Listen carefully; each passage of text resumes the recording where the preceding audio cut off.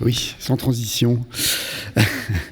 Je voudrais saluer quand même le sens de l'organisation de l'équipe des Assises, parce qu'ils vous ont concocté, comme vous le voyez, un instant fraîcheur finalement avec ce titre, comment développer, réguler l'IA entre innovation et respect du droit d'auteur.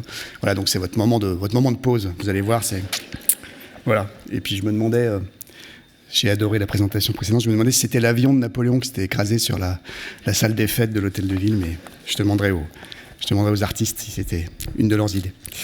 Voilà, donc l'idée là, c'est de manière assez synthétique, mais de vous parler de la rencontre entre l'IA et le droit, puisque si l'intelligence artificielle représente un enjeu stratégique pour l'édition, le développement des innovations dont elle est porteuse appelle un cadre de régulation européen et français, une capacité d'adaptation et d'innovation et une stratégie forte de défense du droit d'auteur. C'est les quelques points que je développerai. Alors il y a des points que je ne développerai pas, et c'est pas une technique rhétorique. Vous savez que souvent, quand on dit qu'on ne va pas parler d'un point, généralement, on en prend pour 20 minutes. Là, je ne le développerai pas parce que d'abord, je n'ai pas les réponses.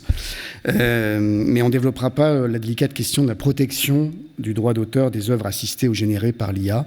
Nathan Dever, on l'a très brièvement abordé tout à l'heure en se demandant si l'IA était co-créatrice des images qui ont été utilisées, travaillées et utilisées dans le livre chez Alma Michel, avec ces questions qui ne sont pas tranchées, qu'il faudra peut-être trancher, mais qui ne sont pas tranchées. Qui est le propriétaire du résultat obtenu grâce à l'IA? Est-ce que c'est la personne qui a fait la requête? Est-ce que c'est le programmateur à l'origine de la capacité de l'IA à apprendre? Est-ce que c'est la société qui a mis en place l'IA? Et puis, avec les questions insondables, c'est peut-on librement utiliser une IA pour créer un livre, une couverture, une traduction? Voilà, des questions qui sont évidemment importantes, mais encore une fois, pour lesquelles on n'a pas la réponse, qui sont en cours de débat aux États-Unis, sous d'autres angles, puisque c'est un autre droit qui s'applique. Mais voilà, ce ne sont pas ces questions-là qu'on va aborder aujourd'hui, encore une fois, pour la principale raison qu'on n'a pas de réponse. Non, on va plutôt aborder le... C'est moi qui fais passer... Non, ouais. Voilà, donc ça, c'est les questions qu'on n'aborde pas. C'est une slide fugitive. Et les questions qu'on aborde, c'est d'abord, pour vous dire qu'il y a un cadre, et en Europe et en France, on est plutôt en avance. Il y a un cadre de régulation qui est en construction, mais qui a déjà des briques, qui a été bâti au niveau européen et français. Et le premier cadre, c'est l'IA Act, donc difficile à dire pour les conférenciers juridiques. L'IA Act, donc on va l'appeler l'Acte pour la suite de la présentation, qui est une législation. Alors ce qui est intéressant et important à dire, c'est que c'est pas une législation de droit d'auteur. L'IA Act, c'est d'abord, elle en parle, mais c'est d'abord un règlement européen qui a un double objectif. Qui est un règlement qui est entré en vigueur en juillet 2024, qui a un double objectif: faire de l'Union européenne un espace privilégié pour l'innovation en matière d'IA, tout en garantissant la transparence et le respect des droits fondamentaux des citoyens. Ça ressemble un peu dans l'esprit à ce fameux règlement sur les données personnelles de RGPD, dans ses objectifs, dans l'esprit, mais encore une fois, ça n'est pas un règlement droit d'auteur, mais heureusement pour nous, qui comporte certains aspects de droit d'auteur. Et c'est une réglementation qui est basée sur les risques, sur les risques liés à l'IA, en segmentant un peu les différents types d'IA. Alors, il y a des systèmes d'IA qui sont purement et simplement interdits, car ils présentent des risques inacceptables pour la démocratie, pour la citoyenneté, comme ceux, par exemple, conduisant à la notation sociale. Il y a d'autres systèmes d'IA qui sont qualifiés à haut risque, notamment les systèmes d'IA qui pourraient être utilisés pour la notation un peu automatique des élèves. Ils ne sont pas interdits, mais les exigences de transparence et les obligations de traçabilité sont renforcées dans l'IA Act. Et puis il y a les systèmes d'IA à risque modéré, ce sont ceux qui nous intéressent le plus, donc ceux qu'on connaît, dont on a déjà beaucoup parlé cette matinée, ChatGPT, Midjourney, qui devront respecter des obligations de transparence sur les données utilisées et qui devront qui imposent des avertissements aux utilisateurs. Alors cet acte européen, qui est la première législation, je crois, dans le monde qui s'est emparée du sujet de l'IA, je voudrais vous en donner les grandes lignes. D'abord sur son périmètre. Le périmètre, c'est les IA mises à disposition sur le marché européen, quel que soit leur lieu d'entraînement. Donc évidemment, les IA américaines, à partir du moment où elles sont utilisées, mises à disposition des marchés européens et du marché national français, sont captées par cette réglementation. Les modèles d'open source sont concernés également. Ce qui est exclu, c'est les prototypes d'IA ou les IA à usage purement interne, utilisés notamment dans des entreprises en vase clos. Alors, cette réglementation régule d'abord l'amont, c'est ce qui est mis dans les systèmes d'intelligence artificielle. Ce texte impose aux IA à finalité générale, type ChatGPT, de respecter la législation sur le droit d'auteur, donc c'est là que ça nous intéresse. D'une part, pour identifier et respecter l'opt-out de l'article de la directive, l'article 4 de la directive. Cet article 4 prévoit la fouille de texte et de données, le fameux TDM, et dans cette exception, qui est une exception qui permet, on peut avoir beaucoup de débats sur la question, mais qui permet à des opérateurs d'IA de travailler sur des grandes masses de données, eh bien cet article 4 de la directive permet de signaler qu'on est contre cette fouille de texte et données et qu'on est contre l'utilisation de nos contenus par le robot. Et puis deuxième point sur la partie amont de l'intelligence artificielle, elle demande, la directive, le règlement demande aux opérateurs d'IA de fournir un résumé suffisamment détaillé, donc ça c'est les termes exacts de la version française du texte, des données utilisées pour l'entraînement afin de permettre aux ayants droit d'exercer et de mettre en œuvre leurs droits. Alors là, évidemment, ces trois mots, résumés suffisamment détaillés, vont donner lieu à beaucoup de débats, et j'en parlerai un peu plus tard. Ça, c'est sur la partie amont, ce qui rentre dans les robots d'IA. Et sur la partie aval, ce qui en sort, le texte impose aux IA génératives de signaler sous un format lisible par machine que le contenu a été généré par une IA. Premier point. Et deuxième point, elle doit signaler les textes générés ou manipulés par des IA et visant à informer le public des sujets d'intérêt général. Ça, c'est l'obligation générale qui est dans le texte, en attendant des lignes directrices qui sont en cours de préparation. Donc, l'amont, l'aval, et puis la gouvernance du règlement. Le règlement crée des instances dédiées au niveau européen, le Comité européen d'intelligence artificielle, le Bureau européen de l'IA, l'Advisory Forum et un panel scientifique d'experts indépendants et national. Et puis, dernière grande ligne, les sanctions. En cas de non-respect de ces obligations et, par les IA à finalité générale, la sanction est potentiel 3% du chiffre d'affaires mondial ou au moins 15 millions d'euros. Donc ça ressemble à des textes en droit de la concurrence qu'on trouve où on institue des sanctions assez massives qui ont la vocation à être plutôt dissuasives que punitives, en tout cas pour l'instant. Donc le règlement est en vigueur. Simplement, comme vous le voyez, les termes sont très généraux. Donc il y a des travaux qui ont été engagés pour sa mise en œuvre. Et le bureau de l'IA a lancé une consultation sur les modèles d'IA à usage général. Le but, c'est de rédiger un code de bonne pratique. Ce code de bonne pratique devant être émis d'ici le 2 mai 2025. Et c'est dans ce code de bonne pratique, probablement, qu'on trouvera ce qu'est le modèle de résumé suffisamment détaillé des données utilisées par l'IA et puis les engagements des modèles d'IA à finalité générale. Dans le cadre de cette consultation, le syndicat national de l'édition, la Fédération européenne des éditeurs et d'autres industries culturelles ont fourni leurs propositions de résumés suffisamment détaillés. Et donc, je vois Anne Berman qui est au premier rang là, qui est notre représentante en Europe, participe à ces groupes et nous défend pour que les bonnes pratiques correspondent à nos intérêts et à notre industrie.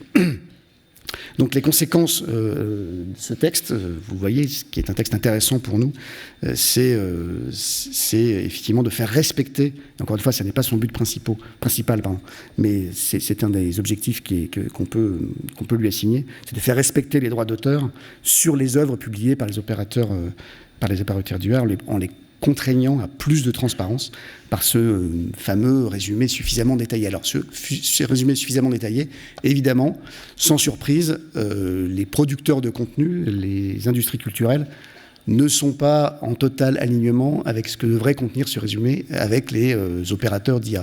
Évidemment, nous, ce qu'on souhaite, c'est qu'on sache quelle est la liste, quelles sont les œuvres, précisément, de manière très granulaire, qui ont été incluses dans les bases d'entraînement de ces IA, qui évidemment est une condition préalable pour qu'on puisse faire valoir nos droits. Si on ne sait pas que telle ou telle œuvre de tel ou tel éditeur a été intégrée, a été ingérée par une IA, on est incapable d'ensuite aller soit demander à l'IA de retirer l'œuvre, soit d'en retirer un revenu, puisque le but n'est pas forcément de s'opposer, mais c'est un but de partage de revenus. C'est nous qui avons structuré ces œuvres, c'est nous qui avons, nous auteurs et éditeurs, c'est nous qui les avons publiées, qui avons pris le risque de leur publication, et donc il est bien légitime que nous en retirions un revenu ou un avantage. Évidemment, en face, les fournisseurs d'IA mettent en avant le secret des affaires pour limiter les contraintes qui pèseront sur eux en matière d'information. Voilà, comme toujours, vous savez, il y en a peut-être dans la salle et je serai prêt à en discuter avec eux, mais c'est vrai que les opérateurs d'IA sont toujours extrêmement vocaux sur la puissance de leurs outils. Voilà, ces outils savent tout faire quand il s'agit d'en vanter les mérites. Et puis quand il s'agit de discuter de ce qu'il y a dedans, alors tout à coup, ils ne savent plus faire. Voilà, on ne sait plus identifier ce qu'il y a dedans. Donc c'est une formule que j'ai déjà utilisée, c'est que quand ils vendent leurs outils, c'est la guerre des étoiles, et puis quand on leur demande de nous demander ce qu'il y a dedans, c'est la guerre du feu. Voilà, donc...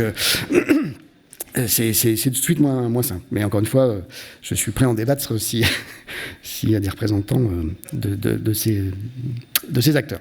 Voilà, donc c'est le but de ce résumé suffisamment détaillé, c'est vraiment de mettre les éditeurs en capacité et les auteurs de négocier avec les opérateurs d'IA une rémunération juste relative à l'utilisation de leurs heures dans le catalogue, ou alors de s'y opposer via l'opt-out dont je reparlerai.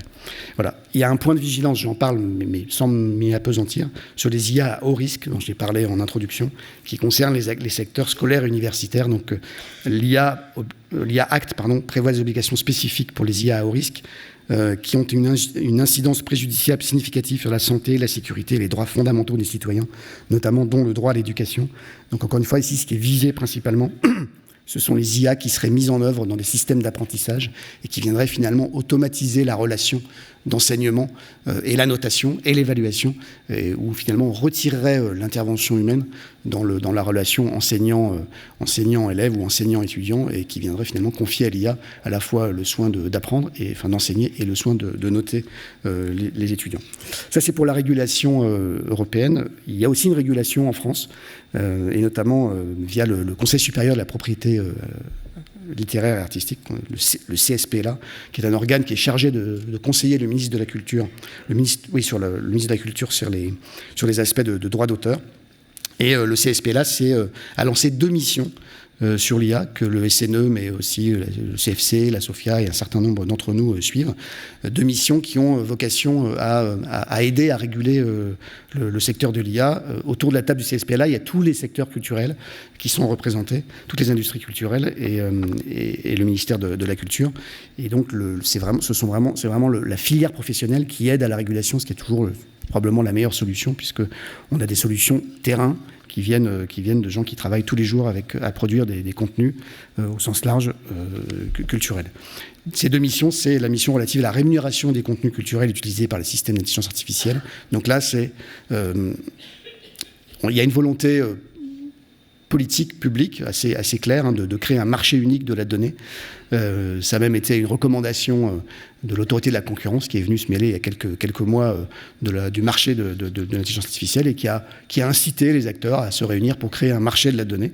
Et donc cette mission du CSPLA, qui a été confiée à la fois à une économiste et à une professeure d'université en droit, cette mission, elle a pour objet, d'analyser les enjeux économiques sous-jacents à l'accès aux données protégées par les droits d'auteur lorsque celles-ci sont utilisées par les IA, et 2, d'examiner les mécanismes juridiques visant à garantir aux ayants droit l'effectivité de leurs droits lors de l'utilisation des œuvres par les fournisseurs d'IA. Donc, en gros, savoir si on devait être rémunéré, ce qui est notre souhait fort, par quel mécanisme cela pourrait-il se passer.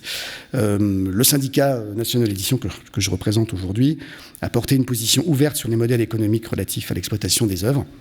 On est opposé à la gestion collective obligatoire, c'est-à-dire ce qui existe dans certains secteurs, mais ce qui nous priverait de notre capacité de négocier. On dirait l'ensemble des données existantes sont confiées à un organisme de gestion collective qui doit négocier avec les opérateurs d'IA, mais on est favorable à des accords bilatéraux, à une gestion collective volontaire, donc éventuellement par une société de gestion collective, mais dans lesquels les éditeurs garderaient leur capacité de négociation. Voilà, c'est évidemment un sujet qui est... alors le rapport n'est pas rendu, c'est un sujet qui est encore promis à de longs débats.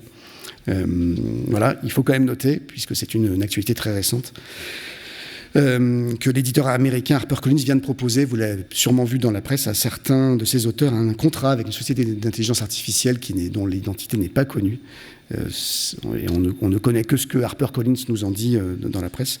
Et apparemment, HarperCollins propose à chacun de ses auteurs, alors je suppose à ceux qu'il a sélectionnés, proposerait $2 500 par livre sélectionné afin d'entraîner le modèle de langage de cet opérateur d'IA qui, encore une fois, dont l'identité n'est pas connue.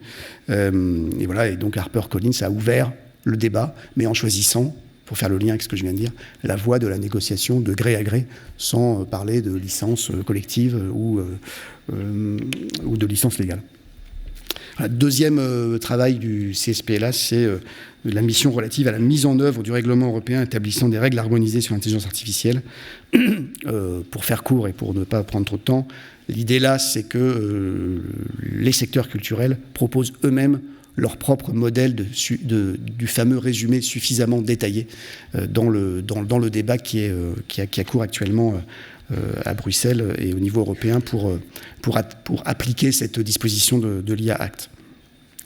Voilà, on n'a pas, en dehors de ces aspects de régulation, on n'avait pas attendu au niveau de l'interprofession et au niveau du SNE la régulation pour nous organiser, et nous avons promu au sein du SNE cette capacité d'opt-out. Donc je profite de ma présence à la tribune aujourd'hui pour vous inciter tous, autant que vous êtes, vous qui produisez des contenus, et pardon pour ce terme un peu générique, voire des livres, à mettre en œuvre cet opt-out. Cet opt-out, c'est la faculté de dire à un robot qui passerait sur vos contenus, soit sur un site internet, soit sur vos fichiers de livres numériques, enfin sur tout contenu qui est mis à disposition du public d'une manière ou d'une autre, un robot qui passerait, qui aspirerait les données et qui les utiliserait dans son action d'intelligence artificielle. Je vous incite donc à faire valoir cet opt-out, quelle que soit votre intention ensuite, si c'est d'interdire à une IA d'utiliser vos contenus ou si c'est de rentrer en discussion avec les opérateurs d'IA pour monétiser votre contenu. Cet opt-out, il a deux voies, deux manières d'être exprimé. Il y a un opt-out juridique, c'est-à-dire vous mettez sur vos sites, vous mettez dans vos contrats avec vos partenaires le fait que vous vous opposez par principe à l'utilisation, à l'aspiration par une intelligence artificielle de vos contenus. Et puis il y a une modalité technique aussi de cet opt-out qui est à votre disposition gratuitement grâce au travail de DR Lab, qui est notre laboratoire de recherche et développement interprofessionnel, qui a créé le TDM Reservation Protocol en travaillant avec le W3C, l'instance qui régule le web dans le monde. Ce sont là je suis un peu en limite de compétences, c'est des balises, des méta-balises qu'on place sur les différentes pages d'un site internet et qui sont lisibles par un robot qui sait donc qu'il ne peut aspirer les contenus d'un site, éventuellement même d'un fichier. C'est aussi une méta-balise qu'on peut mettre dans les métadonnées d'un livre numérique. Et donc c'est un système qui marche. Je vous le montrerai plus tard. Encore une fois, ce n'est pas un bloqueur. Ce TDM Reservation Protocol, ce n'est pas un bloqueur de robot. C'est-à-dire que le robot n'est pas empêché de passer sur les contenus, mais c'est un panneau d'interdiction. Alors on peut trouver ça un peu dérisoire, mais ça sert à tous les producteurs de contenu à dire attention, on vous a bien dit que vous n'aviez pas le droit, par principe, d'aspirer nos contenus. Et c'est une exigence. Il faut que cet opt-out soit exercé, exprimé de manière lisible par la machine. C'est l'exigence du décret français qui a appliqué la directive droit d'auteur et qui permet la fouille de texte et de données. Au-delà de cet opt-out, que, encore une fois, je vous incite à exprimer si vous ne l'avez pas déjà fait, on a aussi cherché à sécuriser les contrats, nous, au SNE, et on suit, dans le cadre d'un groupe de travail juridique, les contrats types mis à disposition des adhérents, l'excellent contrat type mis à disposition des adhérents du SNE, avec plusieurs questions. Qu'est-ce qui se passe quand un auteur avec lequel on a un contrat a utilisé l'IA pour créer le contenu qu'on a ensuite publié. Il nous semble que la clause de garantie classique dans les contrats d'édition, qui est que l'auteur garantit d'une manière générale que la création qu'il nous livre est exempte de vices, permet de couvrir, y compris ce risque qui serait qu'en ayant eu recours à l'IA, il est, sans le vouloir ou en le voulant, copier des contenus des existants et finalement plagier, parce qu'on peut voir les moteurs d'IA comme une super machine à plagier si les prompts ont été bien rédigés. Et puis à l'inverse, il peut arriver que les contrats qu'on a avec nos auteurs, avec nos créateurs, nos traducteurs, puissent être amendés sur demande expresse de l'auteur, notamment pour interdire à ce qu'il y ait du machine learning fait sur l'œuvre de l'auteur. Il arrive aussi que les cessionnaires de droits, type les agents avec lesquels on peut être en lien, interdisent que le traducteur d'une œuvre, par exemple américaine, qu'on a acheté à un agent, soit traduite avec le recours à l'IA. C'est des demandes qu'on a assez régulièrement. Mais encore une fois, par exemple, si on a des demandes d'interdiction de machine learning avec nos œuvres, il faut que nous, on ait exprimé cette interdiction et qu'on puisse le prouver auprès de nos contractants en ayant fait notre opt-out au risque de paraître lourd sur le sujet.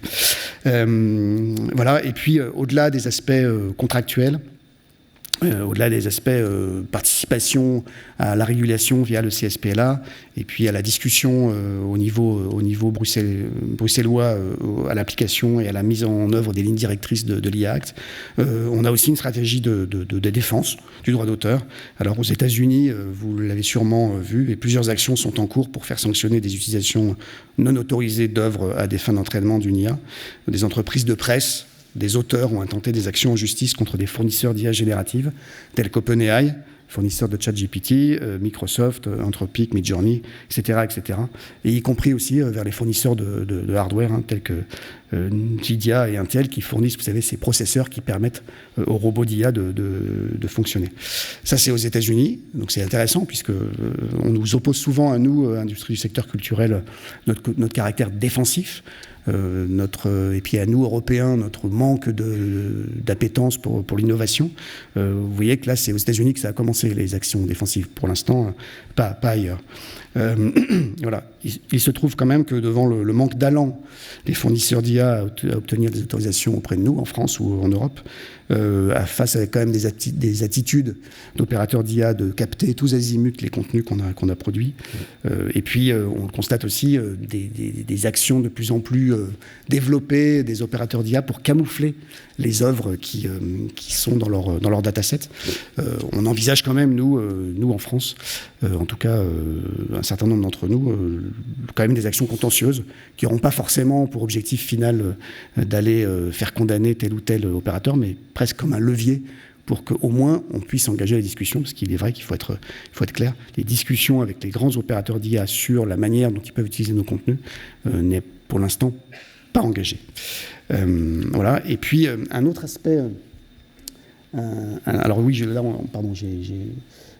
il y a un aspect intéressant en Europe, c'est la première action contentieuse significative en Europe, c'est les Danois, la Rights Alliance danoise qui l'a engagée contre Meta. Vous savez que Meta a utilisé donc un modèle de langage qui s'appelle Llama, et ce modèle de langage Llama a utilisé le dataset, le paquet de données Book3, et il se trouve que Book3, pendant tout un temps, a été assez ouvert, et on a pu aller, les Danois et puis d'autres, ont pu aller chercher dans Book3 les données qui avaient été utilisées, qui étaient exposées de manière assez claire.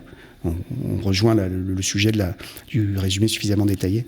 Et grâce à ces recherches, évidemment, il est ressorti qu'un très grand nombre d'œuvres, 200 000 livres, a été reproduit de manière intégrale dans le dataset Book3, et grâce aux preuves que les Danois avaient réussi à se préconstituer, eh bien, ils ont obtenu une victoire contre Meta qui avait donc utilisé des œuvres protégées par le droit d'auteur sans autorisation des divers ayants droit. Voilà. On a d'autres au-delà d'utilisation sans notre consentement de nos œuvres, on a un autre sujet, il n'y en a pas qu'un, mais sur lequel on travaille en ce moment avec le syndicat.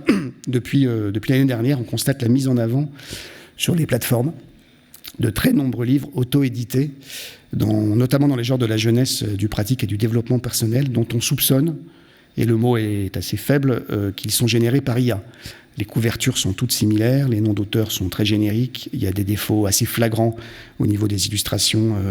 Il y a des illustrations qui n'ont quasiment parfois aucun lien avec les textes en cause, il y a des défauts de mise en page, etc. etc. C'est un phénomène qu'on constate en France, mais aussi dans d'autres langues. Ce sont des ouvrages, vous en avez un exemple ici, je vous invite à aller le consulter, il y en a plein d'autres, mais celui-là il est assez typique, il y a toute une collection comme ça. Vous allez voir que, d'abord si vous cherchez l'autrice Sophia Beauvais, elle n'a d'existence que sur la couverture de ce livre. Si elle est dans la salle, je ferai une amende honorable. Voilà, immédiatement je retirerai ce que je viens de dire, mais je suis assez confiant sur le fait qu'elle ne se lève pas. Voilà, et donc ça fait directement concurrence aux ouvrages des éditeurs et des auteurs humains, puisque quand vous allez sur les plateformes, on ne nous indique pas que ces livres sont générés par IA. Ils sont très facilement générables, donc ils occupent une place sur les plateformes dont vous savez tous qu'il y a des algorithmes qui font remonter les contenus. Et donc, ces milliers ou ces centaines d'ouvrages créés par IA créent une espèce de bruit qui fait disparaître les livres écrits par des vrais auteurs et édités par des vrais éditeurs dans le magma de ce bruit. Monsieur Roy parlait tout à l'heure de découvrabilité. La découvrabilité des ouvrages est fortement atténuée lorsque et sont générés par intelligence artificielle des centaines d'ouvrages. Voilà. Il n'y a évidemment pas de respect de notre cher prix unique, il n'y a pas de dépôt légal, il n'y a pas de référencement dans les outils interprofessionnels qui permettent la découvrabilité de ces ouvrages. Donc on a mandaté, le syndicat de l'édition a mandaté un avocat qui analyse les fondements juridiques d'une action judiciaire contre ces livres auto-générés par l'IA. Et il nous semble que ça ne concerne pas simplement le livre lui-même, mais aussi quand on regarde les commentaires sous le livre, puisque les commentaires extrêmement élogieux, évidemment, sur ces livres-là, paraissent, d'abord, se ressemblent beaucoup, sont massifs et paraissent avoir été eux-mêmes générés par l'IA. Voilà. Et puis on a un vrai sujet d'information du consommateur si on sort de la sphère strictement droit d'auteur, puisque c'est un produit qui ne dit pas son nom, qui ne donne pas sa vraie nature. Ça n'a pas été écrit par un être humain, ça n'a pas été relu par un être humain, ça n'a peut-être pas été lu et commenté par un être humain. Et donc il y a un vrai sujet d'information du consommateur, et on a bien l'intention de porter le sujet sur un terrain juridique, ou en tout cas d'agiter le sujet juridique pour convaincre les plateformes de nous donner un peu plus de visibilité sur ces sujets-là. Voilà, je ne prolongerai pas plus loin cette récréation. Vous allez revenir à des sujets sérieux. Voilà, je refais, puisque maintenant que j'ai été suffisamment lourd sur le sujet, je suis totalement libéré. Je vous refais un appel à ce que vous manifestiez, ceux qui écrivent, surtout ceux qui publient, qui diffusent des livres, que vous manifestiez votre volonté de principe d'interdire aux robots de courir sur vos contenus. Encore une fois, la suite vous appartient. Vous voulez leur donner des licences, y compris à des opérateurs d'IA vertueux comme Askmona. Faites-le. Mais le préalable à ça, c'est d'avoir exprimé clairement, contractuellement, sur vos sites, contractuellement vis-à-vis des gens qui distribuent vos contenus, et techniquement via cette balise très facile à utiliser, même si je ne saurais pas le faire, utiliser l'opt-out et utiliser le TDM Reservation Protocol qui vous est fourni gracieusement par EDR Lab. J'ai sauté une slide, je crois, tout à l'heure. On a fait le test chez Hachette. On a fait le test sur un article. On a demandé à ChatGPT d'aller nous résumer, de nous dire quel était le dernier article qui figurait sur le site Hachette Livre. ChatGPT nous a répondu que ça lui était interdit.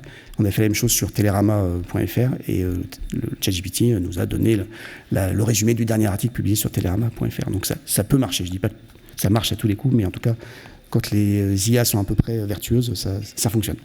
Merci beaucoup. Merci Arnaud.